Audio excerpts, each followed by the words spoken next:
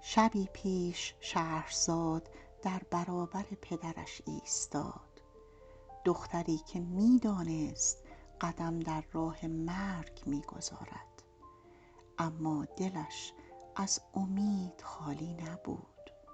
او گفت: پدر، بگذار بروم. اگر تقدیر من مرگ است، بگذار با واژه‌ها بمیرم، نه با خاموشی. و همان شب درهای سرنوشت گشوده شد. از آن پس جهان دیگر همان جهان قبلی نبود، زیرا زنی برخاست که با قصه مرگ را کنار زد. سلام، امیدوارم شب و روزتون به خیر و نیکی باشه. من سودابه هستم و امشب شما رو میبرم به دنباله قصه 1001 شب، به تالار پادشاهی که تیغش هر سحر از خون سرخ بود، و به شبی که شهرزاد و دنیازاد در سکوت و شکوه پا به قصر شهریار گذاشتند. شبی که آغاز 1000 شب شد و نخستین واژه از دهان شهرزاد جان 1000 زن را نجات داد.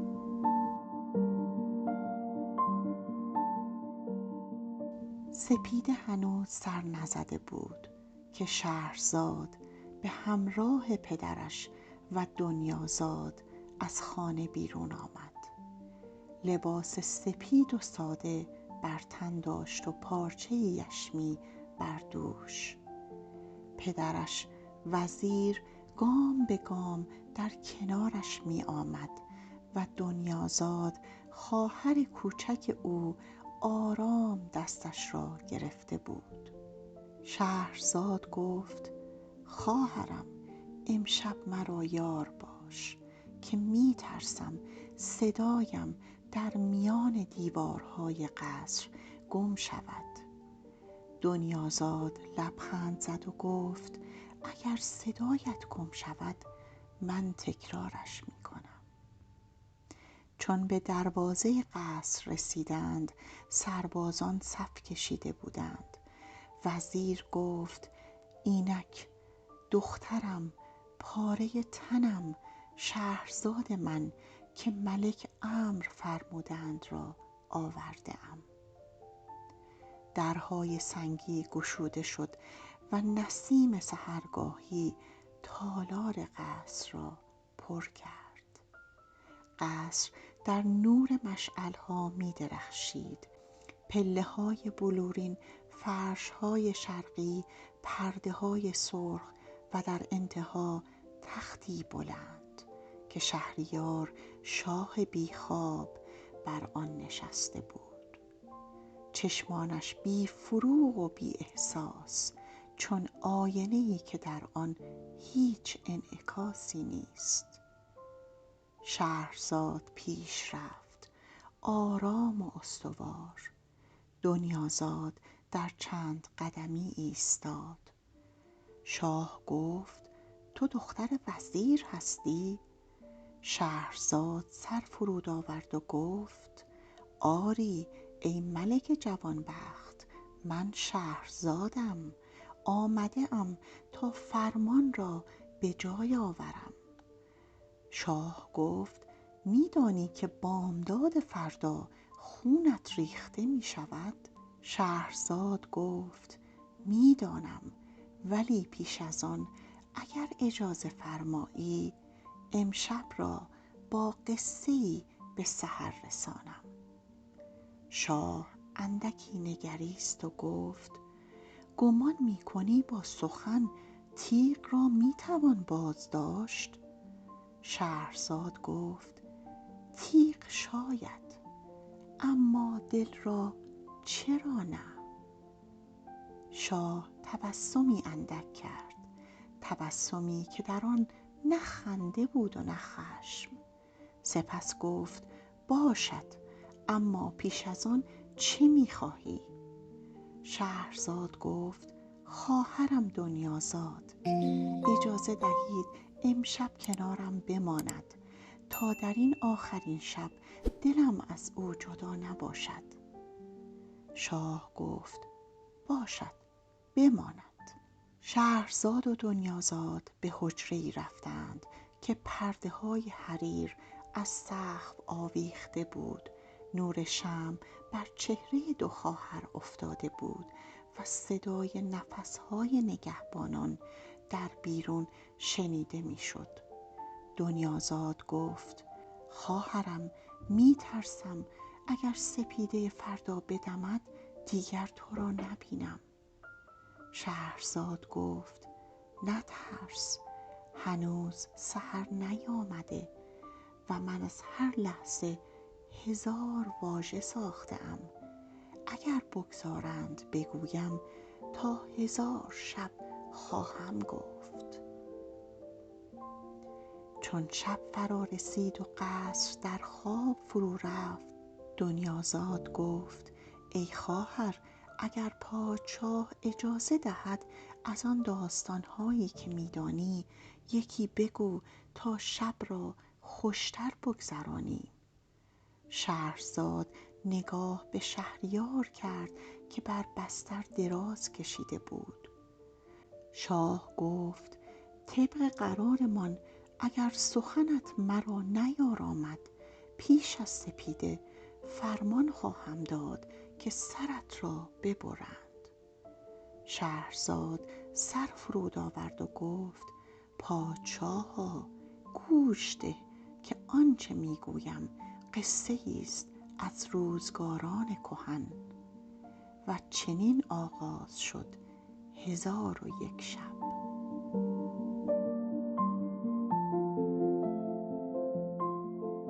شهرزاد گفت ای ملک جوانبخت و ای پادشاه روزگار، بدان که در روزگاران پیش بازرگانی بود از مردمان نیک خوی و درست کار.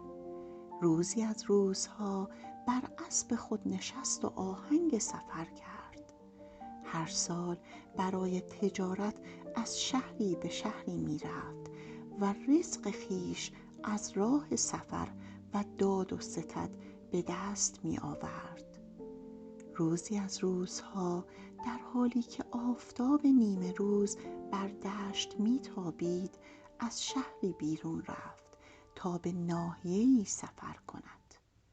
ره پیمود تا به باغی رسید سبز و خرم، پر از درختان میوه و سایه‌های لطیف. اسب را بست و زیر درختی نشست تا نفسی تازه کند.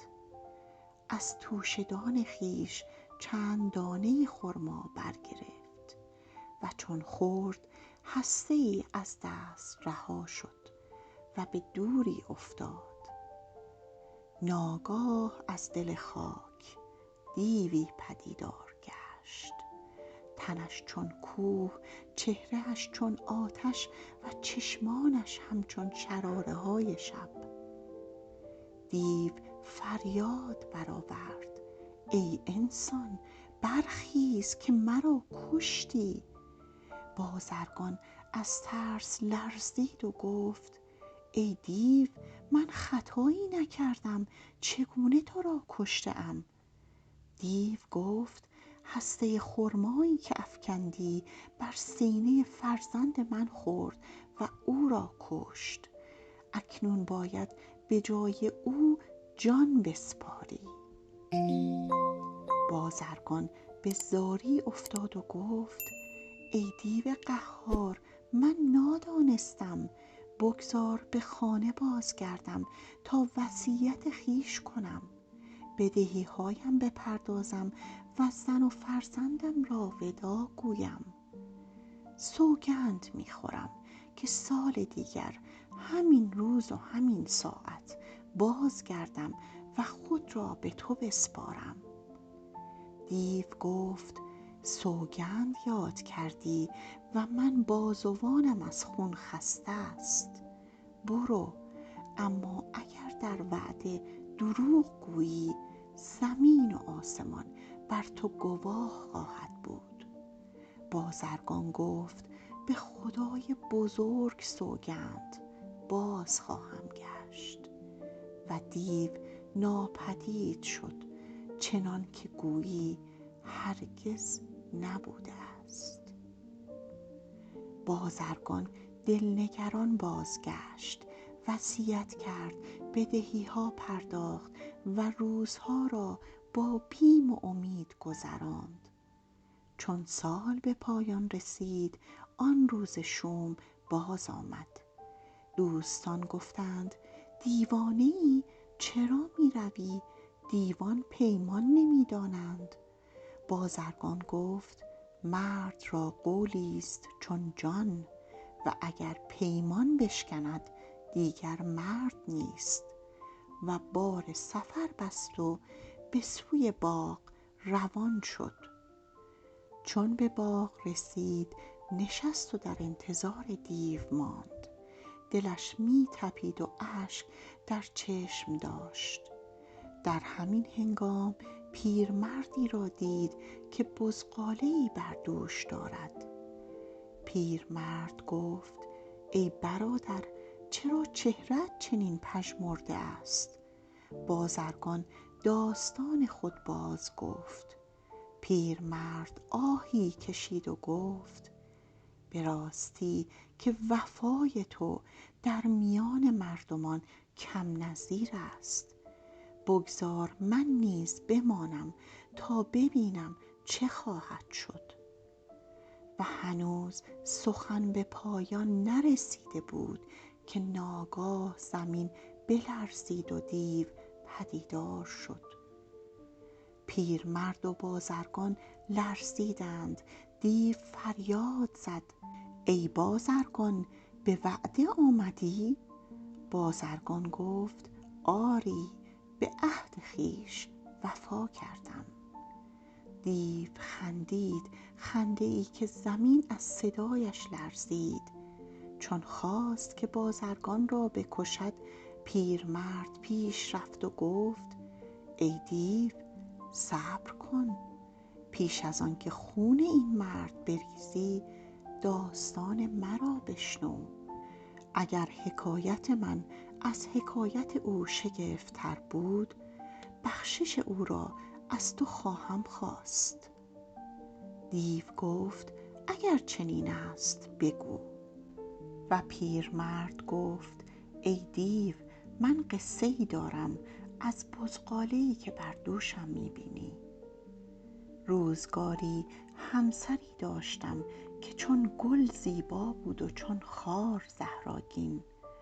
از او پسری یافتم که نور دیده‌ام بود، اما زنم حسد برد و جادوگری آموخت. روزی بی خبر بر فرزندم افسون کرد و او را به بز بدل ساخت. چون این مصیبت به من رسید، خون در رگم خشک شد. به التماس افتادم، اما او خندید و گفت پدرت را خبر کن تا ببیند چه فرزندی داری. من شب و روز گریستم تا آنکه بانویی دانا را دیدم که جادوی همسرم را باطل کرد و بز به پسر بدل شد. زن افسونگر را به سزا رساندم و از آن پس این بز یادگار آن رنج شد. ای دیو، آیا چنین داستانی را شنیده بودی؟ دیو سر به اندیشه فرو برد و گفت به راستی که شگفت است. بازرگان را برای تو بخشیدم تا 1/3 از خونش به تو باشد. اکنون اگر 2 تن دیگر نیز چون تو سخن گویند، تمام خونش را می بخشم. هنوز سخن دیو پایان نیافته بود که از دور پیرمردی دیگر پدید آمد و 2 سگ سیاه در پی او آمدند. پیر دوم گفت درود بر تو ای دیو، من نیز قصه‌ای دارم. اگر شگفت‌تر از این بود، باز بخشش بازرگان را از تو خواهم خواست. پیر دوم گفت: این دو سگ سیاه روزگاری دو برادر من بودند. ما 3 تن بازرگان بودیم و در شهری بازرگانی بزرگی داشتیم. هر سال کشتی ها می فرستادیم و ثروت بسیار گرد می آوردیم. اما حسد ریشه محبت را می سوزاند. برادرانم بر مال من طمع کردند. چون از سفر بازگشتیم، در شب تار مرا به دریا افکندند و همه داراییم گرفتند. اما دریا مرا به ساحلی رساند که در آن دختری از پریان ساکن بود. آن پری نجاتم داد، مرا شوهر خویش ساخت و در کاخ بلورینش جای داد. من او را دوست داشتم، اما مهر برادران هم هنوز در دل داشتم. روزی از او خواستم به شهر بروم تا برادرانم را ببینم. او گفت: اگر آنان را ببخشی جان سالم خواهی برد، وگرنه در خشم من بسوزی. من سوگند خوردم. چون به شهر رسیدم برادرانم را بخشیدم، اما آنان باز طمع کردند. شبانه مرا با پری همسرم دیدند و از حسد لبریز شدند. در خفا افسونگرانی یافتند و با جادو مرا نابود خواستند.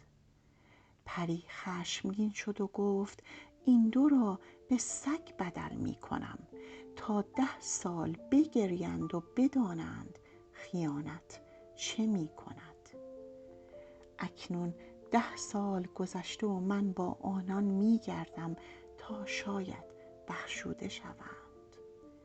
ای دیو، آیا این داستان را شگفت‌تر نمی دانی؟ دیو گفت: به راستی که داستانت از پیشین شگفت‌تر است. بازرگان را برای تو نیز 1/3 دیگر بخشیدم. اگر 3 نیز چنین کند، او را از مرگ می رهانم. چون سخن به اینجا رسید، پیر 3 پدید آمد و قاطری سفید در کنار او بود. او گفت: ای دیو، من نیز قصه ای دارم و این قاطر راز مرا در دل دارد. پیر 3 گفت: ای دیو، من همسری داشتم دانا و زیبا، اما از روی حسد به جای عشق درونش پر از تیره دلی بود. روزی مرا دید که با کنیزی نیکو رفتار سخن میگویم و از خشم آن بیگناه را به گاوی بدل کرد و به خدمت خانه فرستاد. و چون من دانستم خشم گرفتم و زن جادوگر را از خانه راندم. چند سال گذشت تا زن در چهره پیرزنی بازگشت و مرا فریب داد. آبی به من داد و چون نوشیدم جادو بر من کارگر افتاد و به قاطر بدل شدم. و در آن حال خویشانم مرا فروختند و در بازار می گرداندند. تا روزی به خانه زنی دانا رسیدم که جادوی مرا باطل کرد و به انسان بازگردانید و آن زن بدطینت را به قاطری سفید افسون کرد. اکنون این قاطر همان زن است که هنوز به شکل افسون مانده تا توبه کند و دلش از کینه پاک شود. دیو گفت: به راستی که هیچ یک از این 3 داستان را پیشتر نشنیده بودم. شما هر 3 شایسته ستایشید و من از خون بازرگان درگذشتم. بازرگان بر خاک افتاد و گفت سپاس ای دیو و ای پیران نیکدل که مرا از مرگ رهانیدید. دیو گفت اکنون برو و بدان که وفاداری تو و مهر این پیران بر خشم من چیره شد. و در یک چشم به هم زدن ناپدید شد. شهریار تمام شب را خاموش بود و گوش داد. از میان واژه‌ها دلش آرام گرفت. احساسی که سالها بود فراموشش کرده بود. شهرزاد سخن می گفت و او گوش جان سپرده بود و شب چون نسیم از کنارشان گذشت. سپیده سر زد و شهرزاد درنگی کرد و گفت ای ملک جوانبخت، این بود داستان بازرگان و دیو. آیا تا کنون شنیده بودی که خرد و وفا چگونه میتواند بر خشم چیره شود؟ شهریار گفت به راستی که داستانت جان مرا تازه کرد. شهرزاد لبخند زد و گفت اما ای ملک، قصه دیگری دارم که از این هم شگفت‌تر است. اگر اجازت دهی فردا شب بازگویم. شهریار گفت سپیده سر زده، بسیار نیکو گفتی، بگذار فردا شب ادامه دهی. فردا هم تا سحر با صدایت بیدار بمانم. شهرزاد سر فرود آورد و گفت چنان خواهد شد ای ملک جوانبخت. و این چنین نخستین شب 1001 شب پایان گرفت. شبی که مرگ شکست خورد و مهربانی و وفا با کلام قصه پیروز شد. این روایت را از وقت داستان شنیدید، جایی که داستان آرامش جان است و این داستان همچنان ادامه دارد. همراهان عزیز وقت داستان، امیدوارم از این داستان نهایت لذت رو برده باشین و خوابی آرام و رویایی رو در پیش رو داشته باشید. یه نفس عمیق بکشید و راحت چشمان زیباتون رو ببندین و استراحت کنید. باشد که فردا روشن‌تر از امروزتون باشه. تنتون سالم، لبتون خندون و شبتون خوش. عزیزانم لطفاً کانال رو سابسکرایب کنید و زنگوله رو بزنید تا داستان‌های بعدی رو از دست ندین. منتظر کامنت‌های ارزشمندتون هستم تا وقت داستان نظرات شما رو بدونه و لحاظ کنه.